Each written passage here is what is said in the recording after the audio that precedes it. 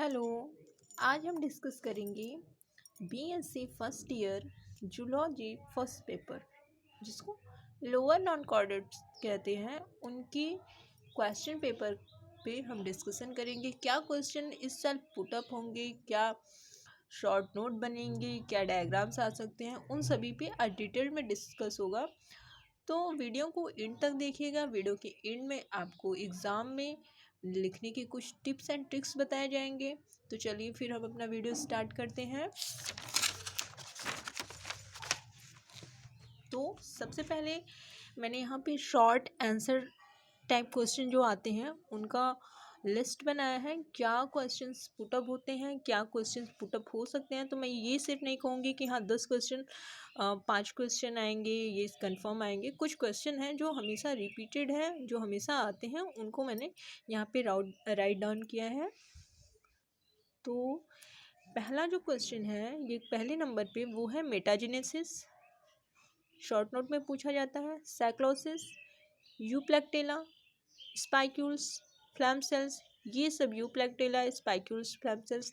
अगर आपने practical file बनाया है तो उसमें आपने लिखा भी होगा इसके कमेंट्स, डायग्राम्स, तो आप वहाँ से तैयार कर सकते हैं अपना। फिर morphism, regeneration in Planaria. Planaria के नीचे हम लोग अंडरलाइन करेंगे क्योंकि जीनस है। फिर मैक्रेडियम लार्वा, बहुत ही मोस्ट इंपॉर्टेंट क्वेश्चन है।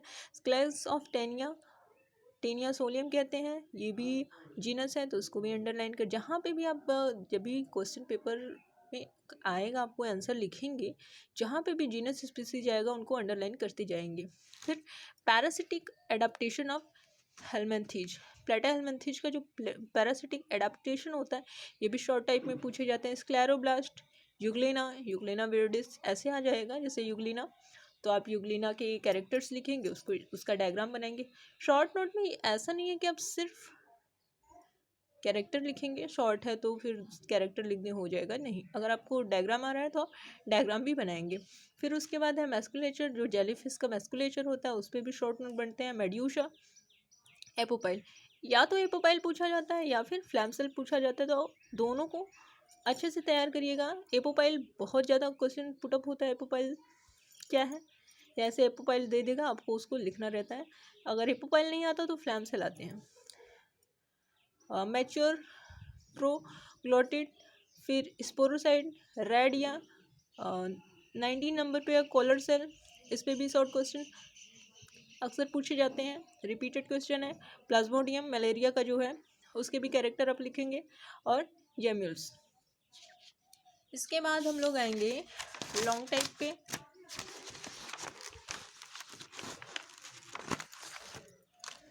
लॉन्ग आंसर टाइप क्वेश्चन, ये तो मोस्ट इम्पॉर्टेंट होता ही है। तो इसमें फर्स्ट नंबर पे जो है वो कॉन्जुगेशन इन पैरामीशियम। मैंने यूनिट वाइज नहीं बनाया कि इस यूनिट से ऐसे आएगा, सेकंड यूनिट से इस टाइप्स।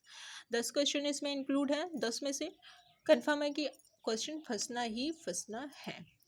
तो कॉन्जुगेशन इन पैरामीशियम, ये सबसे ज़्यादा क्वेश्चन आता है। इसको आप लिखेंगे, डायग्राम बनाएंगे, लॉन्ग क्वेश्चन बन जाएगा। उसके बाद ये दूसरा नंबर पे जो है ये भी बहुत इंपॉर्टेंट क्वेश्चन है। Binary fusion, locomotion, mode of nutrition in Euglena.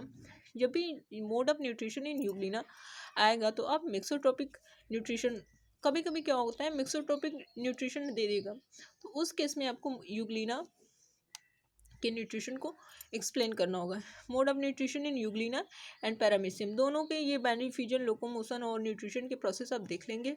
Next है life cycle of Monocystis. Monocystis का जो लाइफ साइकिल है वो, मॉर्फोलॉजी भी आप देख लेंगे तो बहुत ही अच्छा होगा, क्योंकि मॉर्फोलॉजी पूछा तो नहीं जाता लेकिन पूछा भी जा सकता है।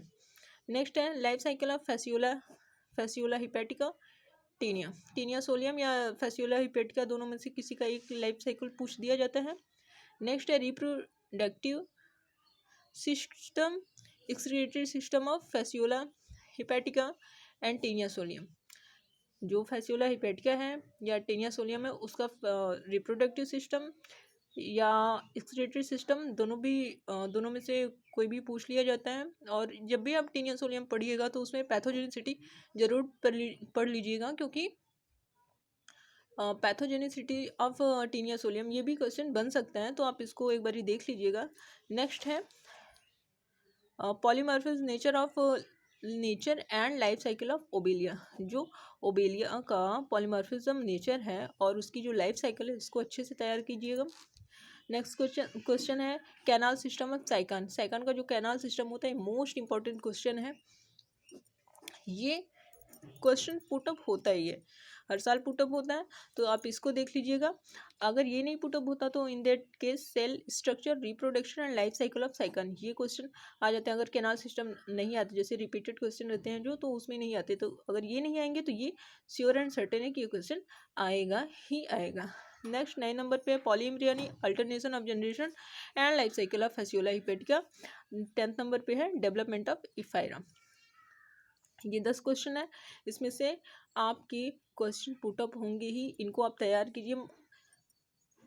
मात्र 1 वीक अगर आप अच्छे से दे देंगे इस जूलॉजी फर्स्ट पेपर को, तो आपका अच्छे से प्रिपेयर हो जाएगा।